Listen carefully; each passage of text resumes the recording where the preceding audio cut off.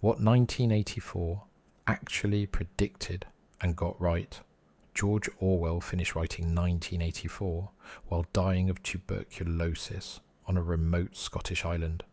He was racing the book against his own death. He won, barely. The book was published in June 1949. Orwell died in January 1950. He wrote it as a warning. The question worth asking, 75 years later, is whether anyone was listening. What he was actually warning about? Most people think 1984 is about the Soviet Union. It is, partly. Orwell wrote it in the aftermath of the World Wars, drawing inspiration from totalitarian regimes like Hitler's Germany and Stalin's Russia. His insights serve as a potent warning about the dangers of unchecked power. But Orwell was more precise than that. He described the book as a satire and a display of the perversions to which a centralized economy is liable, while also stating he believed that something resembling it could arrive. Not that it had arrived, that it could. He was not writing about Stalin. He was writing about the conditions that produced Stalin's, and asking whether those conditions could emerge in liberal democracies, in Britain, in America, in the countries that had just won the war against fascism and were already congratulating themselves on their immunity. That is the part that still stings. The predictions. Let us go through what he got right. The surveillance state. Fast forward to today.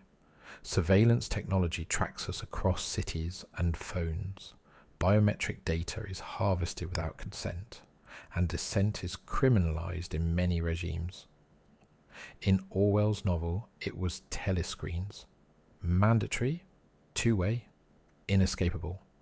In our world, we install them voluntarily. We call them smartphones. We put them in our pockets.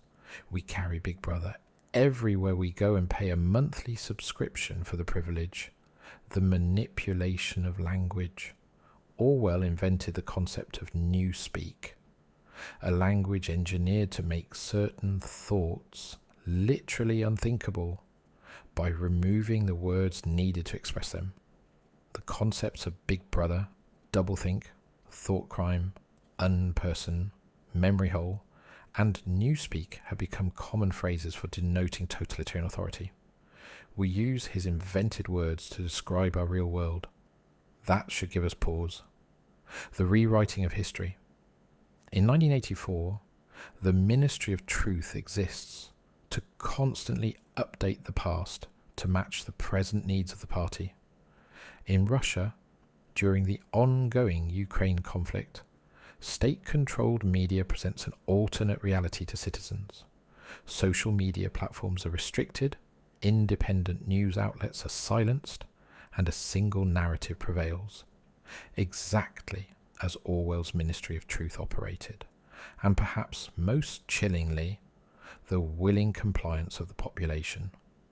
In 1984, the vast majority of the population, the proles, were considered under control as long as the party gave them a regular infusion of food, alcohol, the lottery, and pornography.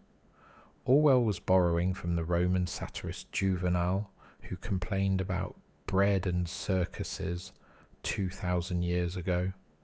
The mechanism of control has not changed, only the circus has upgraded. The twist.